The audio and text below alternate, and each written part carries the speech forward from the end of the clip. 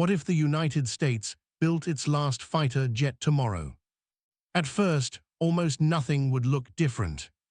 The aircraft already in service would still be sitting on runways, pilots would still train in them, squadrons would still deploy overseas, and from the outside, American air power might appear almost unchanged. But the countdown wouldn't begin when the fleet ran out. It would begin with the first aircraft that never got replaced. Because fighter jets do not remain in the sky forever, they age, they require maintenance, parts wear out, airframes eventually reach limits that even money cannot easily reverse.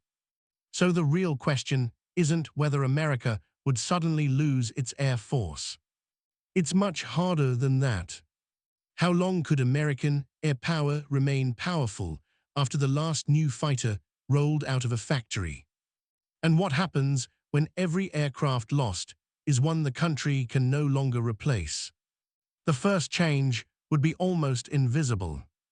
The United States would still have a huge military aviation fleet, but the number that matters would no longer be the number printed on an inventory sheet. It would be the number that could actually fly when needed. A squadron might have dozens of aircraft assigned to it, but on any given day, some could be deployed, some undergoing maintenance, some reserved for training, and others simply unavailable. That distinction matters because a fighter jet sitting on a base is not necessarily a fighter jet ready for a mission. Now remove the possibility of building its replacement. At first, commanders could absorb the difference. An aircraft reaches the end of its useful life, retire it.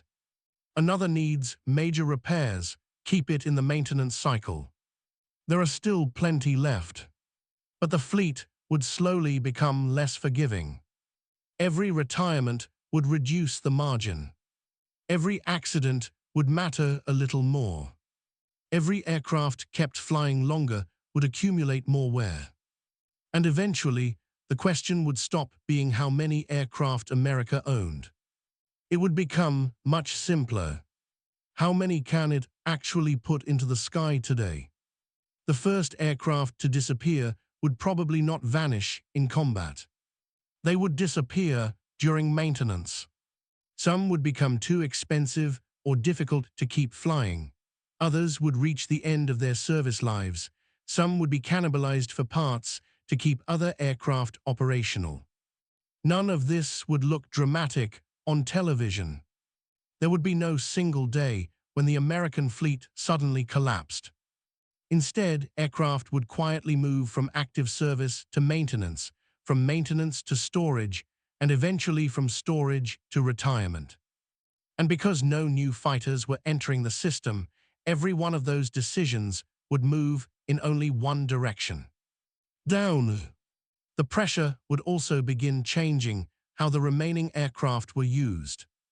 A fighter is needed for combat readiness. The same force needs aircraft for pilot training.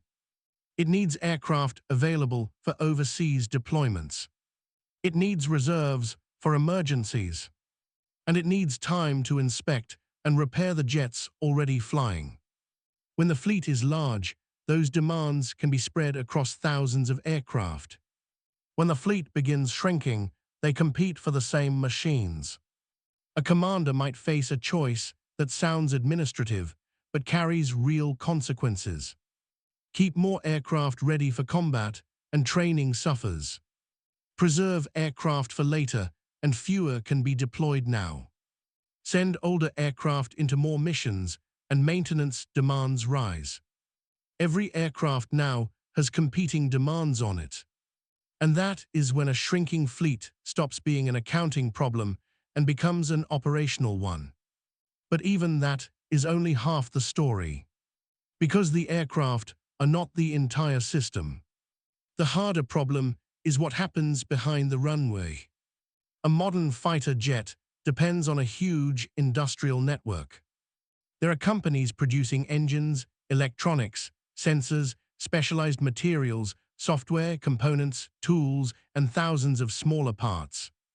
There are factories built around highly specific machines. There are engineers who understand complicated manufacturing processes. There are technicians who have spent years learning how to build systems that cannot simply be replaced with something from a hardware store. Imagine a factory worker watching the final aircraft leave the production line. The building might not become empty overnight, but without a continuing order, the economics change. Suppliers look for other work. Specialized equipment becomes harder to justify. Experienced workers retire or move elsewhere. Some companies disappear. Others change what they produce. And the knowledge that once existed as a living industrial process gradually becomes harder to maintain. 5 years later, suppose the United States changes its mind. It decides it needs new fighters after all. The designs might still exist. The blueprints might still exist. The aircraft specifications might still exist. But where would the suppliers be? Where would the specialized machines be? Who would still have the experience to build everything at the required scale?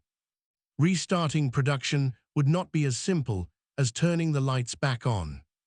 And that creates a dangerous distinction. Stopping production does not only reduce the number of new aircraft entering the fleet. Over time, it can reduce the ability to rapidly create an entirely new fleet. Years have passed. The fleet is smaller. The factories are gone. The industrial network has thinned. Then a major conflict suddenly expands. Fighters are needed for combat, air defense, training, and deployments at the same time. Inside a command room, the numbers would become a series of trade-offs. Keep more aircraft ready for combat, and training suffers. Preserve aircraft for later, and fewer can be deployed now. Send older jets into more missions, and maintenance demands rise. There is no perfect answer, because the problem is no longer how to use the fleet efficiently. The problem is that the fleet itself has become finite. A damaged fighter can be repaired. A destroyed fighter is different. It is a permanent reduction in the fleet.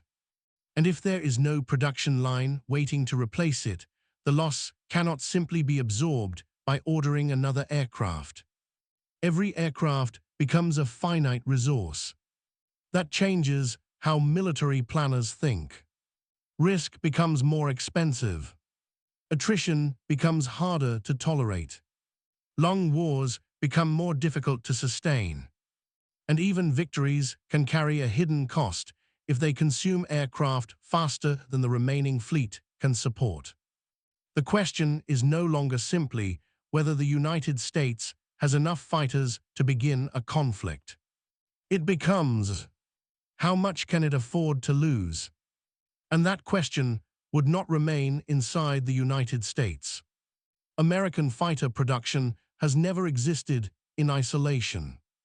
Allies build their own forces around relationships, training systems, weapons, maintenance networks, and compatible equipment. If American production stopped for long enough, those countries would eventually have to plan for a future in which new American fighters were no longer available. At first, they might simply extend the lives of existing aircraft. Then they could look for alternatives. New suppliers would gain influence. New production partnerships would form. Training systems would change. Maintenance networks would change.